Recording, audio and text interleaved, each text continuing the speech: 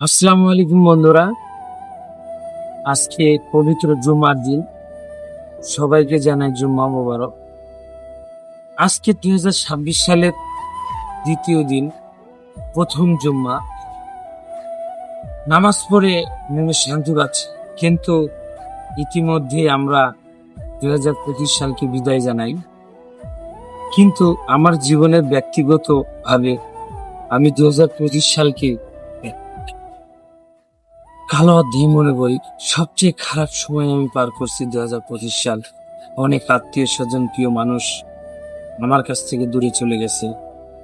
তার মধ্যেও বাংলাদেশের গণতন্ত্রের মা, যে বাংলাদেশ যে সবসময় কথা বলতো, দেশনেত্রী বেগম খালেদা জিয়া আর নেই, আপনারা ইতিমধ্যে জানেন।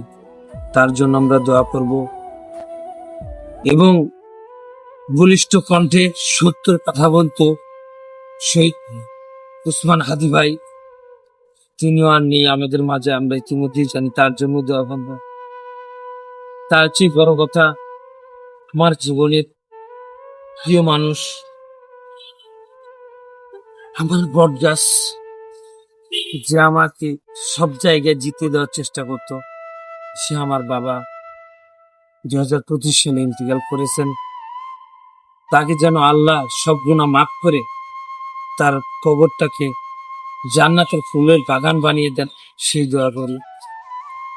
আমরা সকলেই আমার বাবার জন্য, দেশনেত্রী বেগম খালেদা জিয়া, শহীদ উসমান হাদু ভাইয়ের জন্য সবাই দোয়া করব। আর সামনে 2026 সাল যেন আমাদের সুন্দর হয়, সেই ভাবে পরিকল্পনা আগাবো।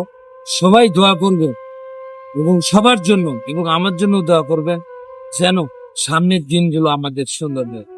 সবাইকে আসসালামু আলাইকুম।